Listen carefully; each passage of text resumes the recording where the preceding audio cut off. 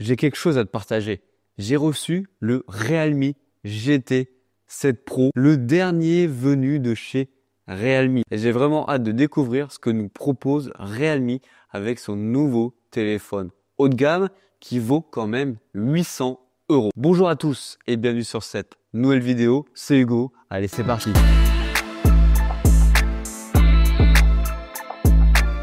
Alors bien sûr, comme d'habitude, n'hésite pas à t'abonner, à liker, que ce soit à la chaîne ou aux réseaux sociaux. Alors il faut savoir que ce produit que je teste dans cette vidéo, c'est un produit que j'ai acheté et tu pourras retrouver un lien d'affiliation en description si tu veux aller le checker. Mais avant de te donner mes premières impressions sur le produit, viens avec moi, je vais venir te montrer qu'est-ce qu'on avait dans la boîte. Le Realme GT 7 Pro, le dernier téléphone de chez Realme. Alors qu'est-ce qu'on va pouvoir trouver dans cette boîte? Déjà, on a une boîte qui est vraiment sobre, full black, ici avec le petit logo IA. Bien sûr, c'est quelque chose qu'on va aller tester dans cette vidéo et surtout tester sur ce produit tout au long de notre expérience, en tout cas tout au long de mon expérience avec ce produit-ci. Ne t'inquiète pas, tu auras une vidéo complète de ce produit qui devrait arriver quelques jours après, une fois que j'aurai bien pris en main le produit. Et en plus de ça, ça se fera au ski, donc tu auras des magnifiques images dessus. Allez hop, fini le blabla, ouvrons la boîte pour voir ce qu'on a à l'intérieur. Ok, déjà make it real, on a directement de la paperasse. Qu'est-ce qu'on peut retrouver dedans? Ça a l'air d'être lourd, donc on retrouve une coque. Très intéressant, on a une coque, un câble de recharge USB vers type C. Pas un type C, c'est dommage, mais on a une coque avec. Ok, et après on va pouvoir retrouver tout simplement le téléphone juste ici.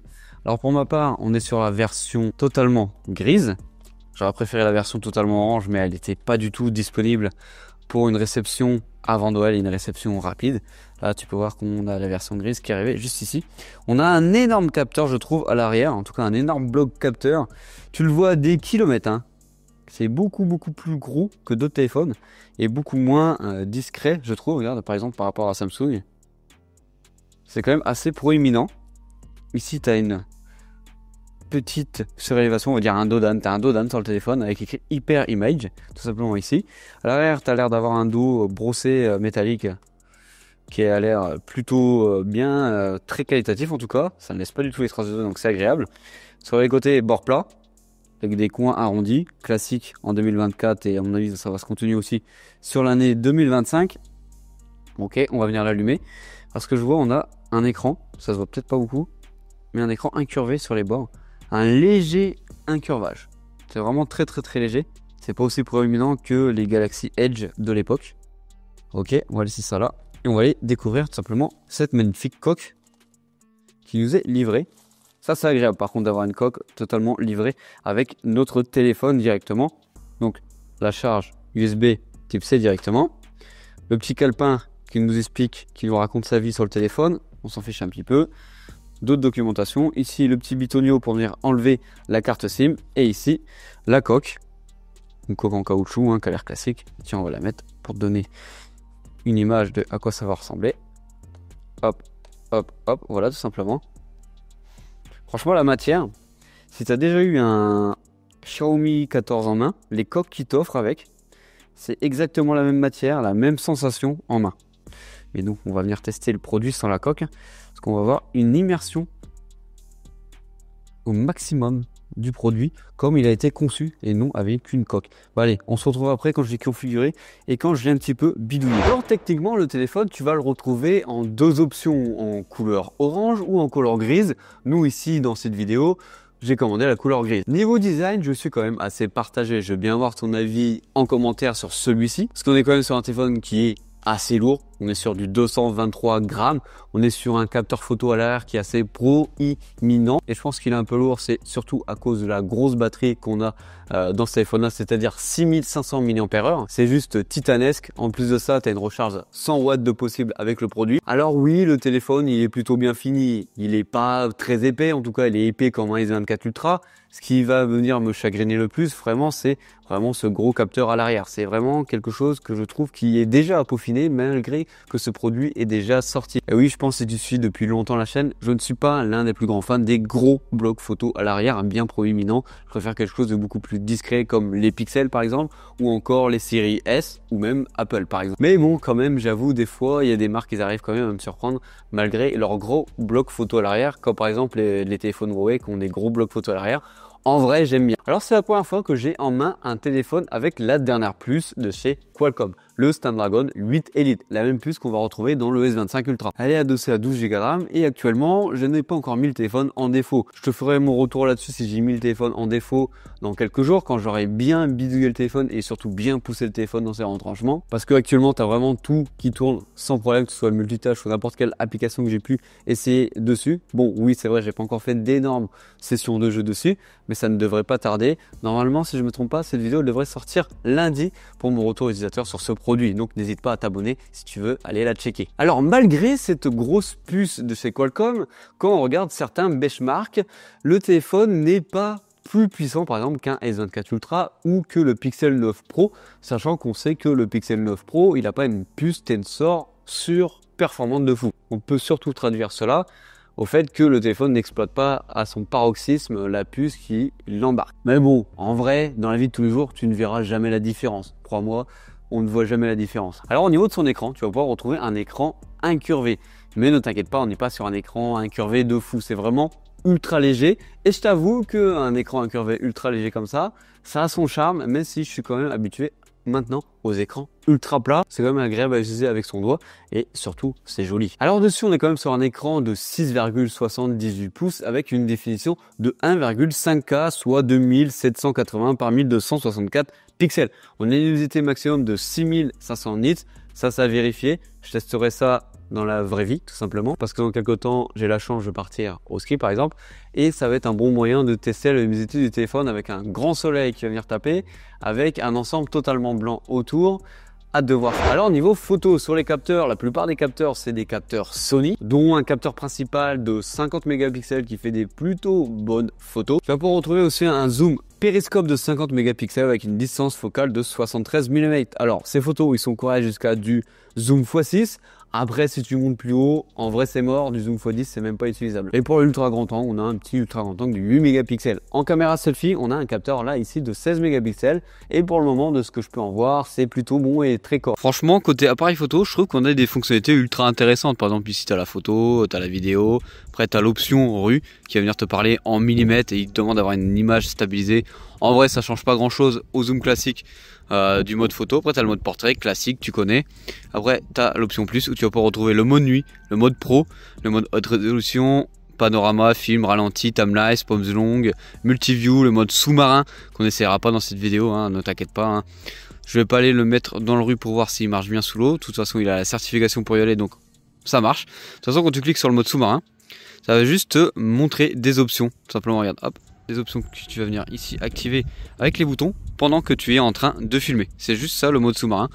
Hop, c'est-à-dire que l'écran en soi ne marche plus. Je suis obligé de rester appuyé ici pour venir réactiver le mode classique du téléphone. Donc en vrai, c'est bien parce que ça te permet de ne plus toucher à l'écran, en tout cas avec l'eau.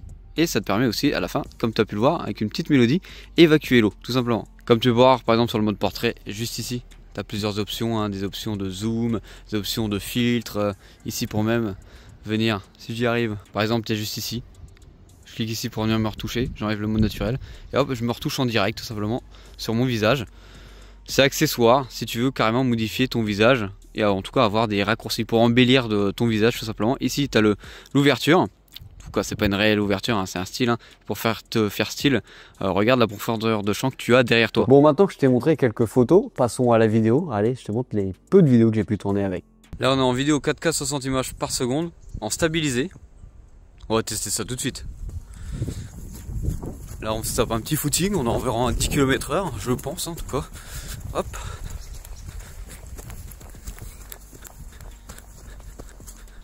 Ok. On abuse un peu de la stabilisation pour voir comment il se comporte. Là on est parti avec une vidéo en 4K 60 images par seconde. On est avec le micro du téléphone. Et j'ai remarqué qu'on pouvait filmer en 8K. Je suis assez étonné. On va voir ce que ça va donner en zoom. On va aller là-bas. Ok, zoom x2, zoom x3, zoom x6. Ok, donc déjà le zoom x6 c'est plus trop net. Hop, en zoom x1. Déjà en 4K 60 images par seconde, j'ai pas de grand angle. Ça c'est un peu dommage. On va aller voir ici, ça fait bien le focus par exemple. Ok, il fait pas le focus. Ah, c'est bon. Donc là, j'ai quand même dû faire le focus manuellement. Hein. On va essayer ici. Ok. J'ai l'impression que je suis obligé de faire le focus manuellement à chaque fois.